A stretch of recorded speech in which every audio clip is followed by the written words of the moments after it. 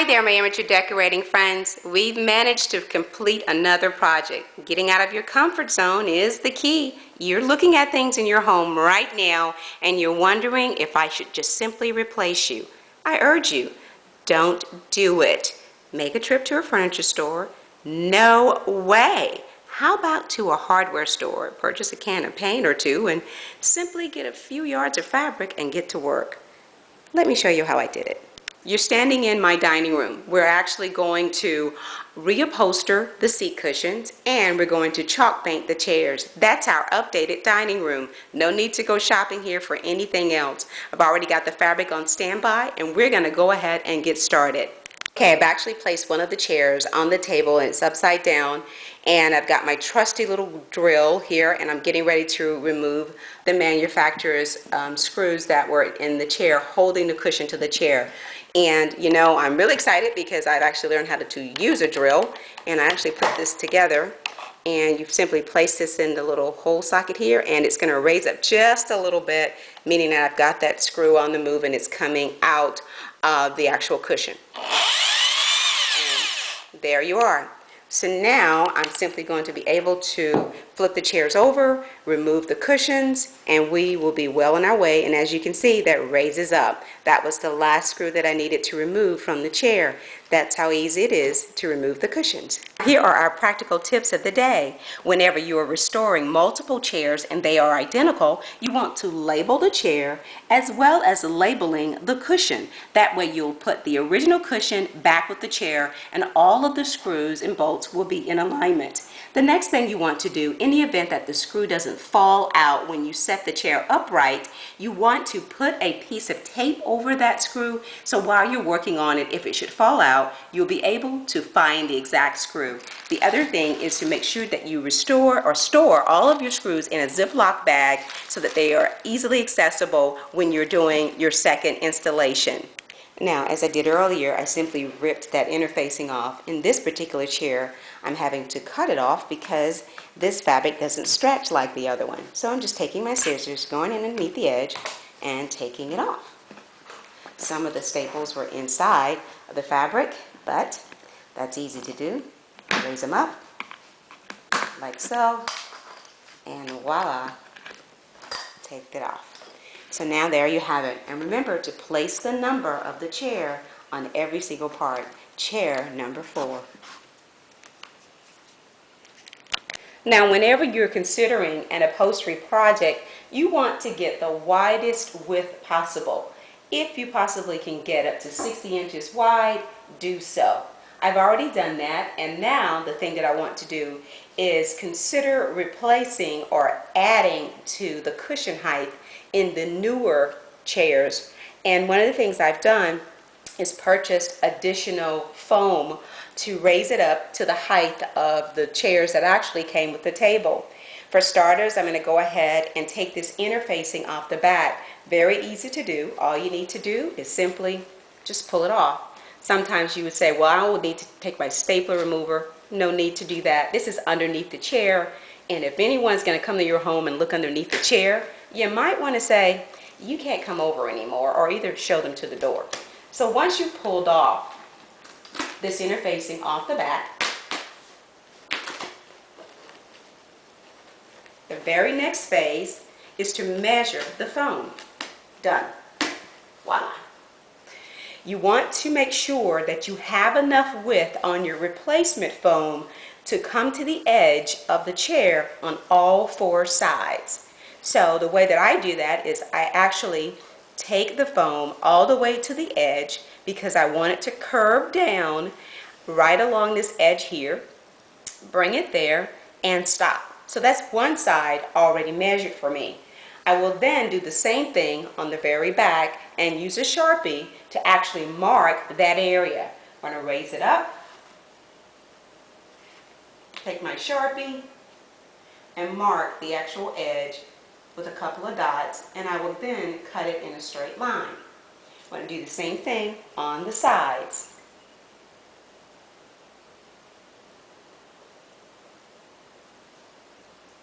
Okay?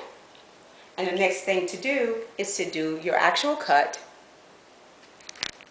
Now, once you have cut the first cushion with the proper measurements, all you have to do is take the remaining 4. Remember, I'm only raising the level in 4 of the seats.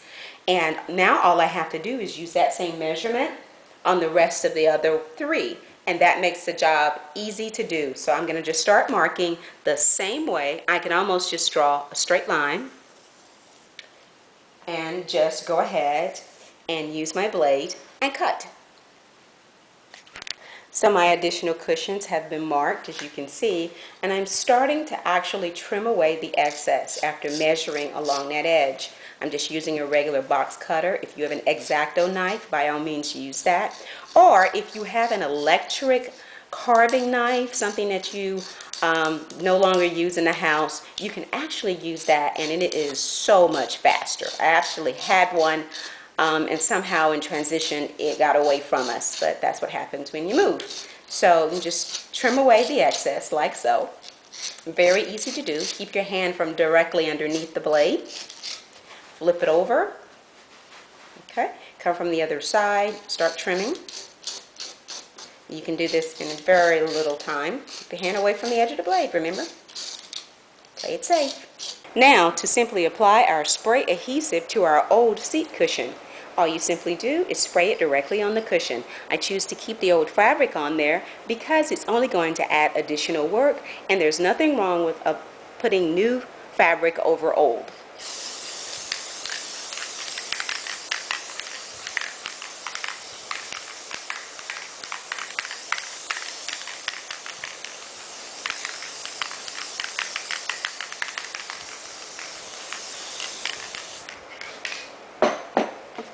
Turn it over.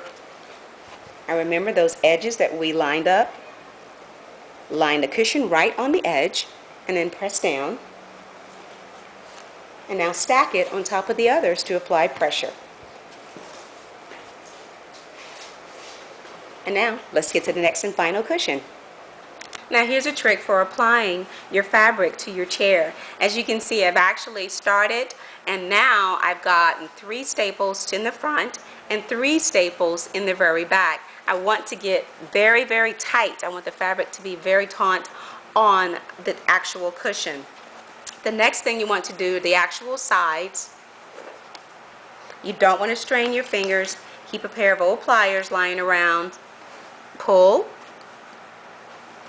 You will never ever be able to get your fabric as tight as it was from the manufacturer. They have actual equipment that stretch fabric. And staple. Pull again. And staple. And then move over to the other side. So basically you're doing this through 4 times, and then you're going to actually go ahead and start running your staples down the entire side, working from the middle outward.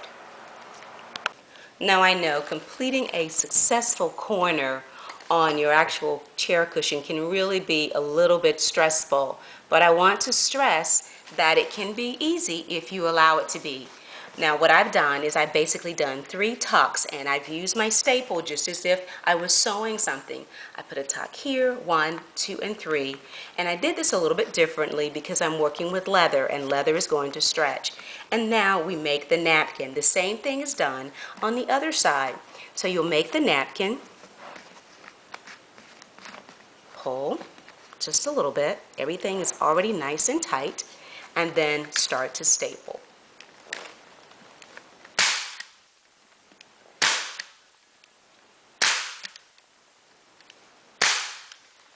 And there you have it.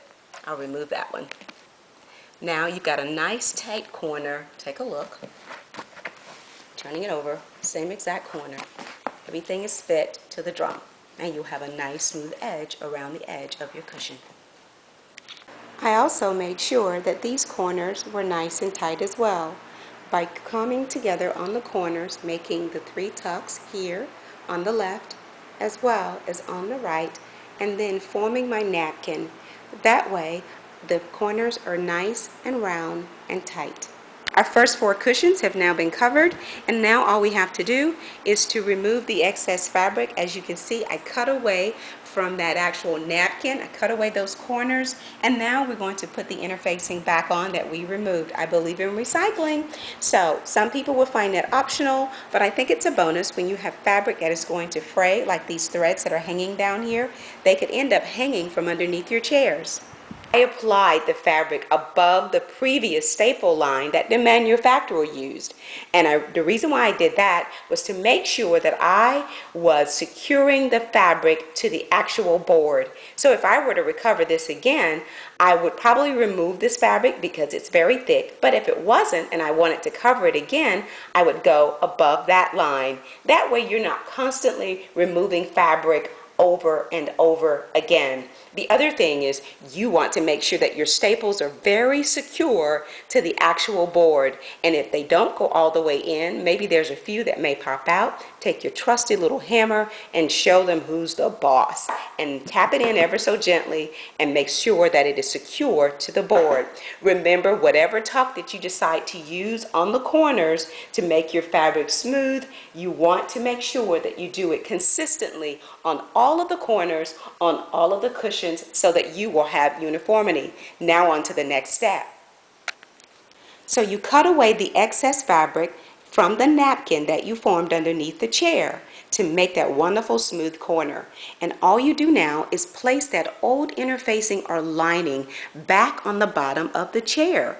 Once that's placed neatly and centered, all you have to do is staple only 8 times. That's corner to corner, and then center on all 4 sides. And then it's secure. Now, in the event that you have a piece of interfacing or lining that doesn't go all the way to the edge, for instance, in this case, there were cuts in it from a razor blade from the manufacturer.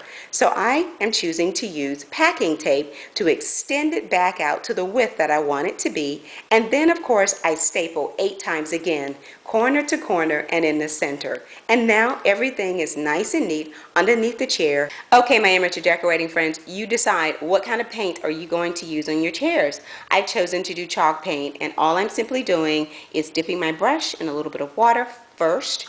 See my awful brush? But I love it. It does so well. And then I dip it into a little bit of paint. And then I go over to my chair and I just dab it on like so. That's all I do. It's just like a sponging technique. It's going to dry very, very smooth, and it's going to look a little bit like so. That's already starting to dry. Get that flat, matted finish. Perfect. I got really lucky with that in learning this process. Self-taught, you know. And that's going to be my technique. What's yours going to be? Now, you can be as aggressive or as soft as you want to be with your rub and buff. You decide. This is all in the finger movement, just softly pressing against it. And the thing about rub and buff, the more you rub it, the shinier it gets.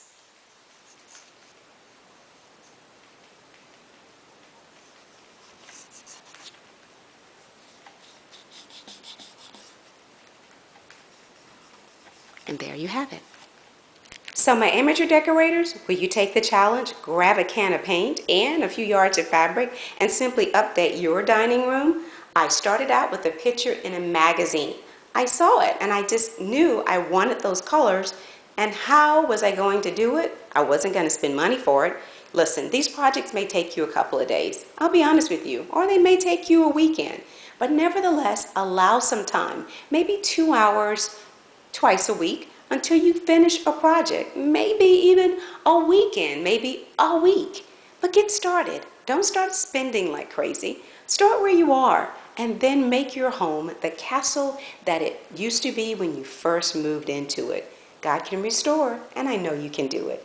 Have a wonderful day. Please subscribe if you've not already done so. Press that red button, and I do like a good thumbs up. So I also like to hear your comments. See you again soon.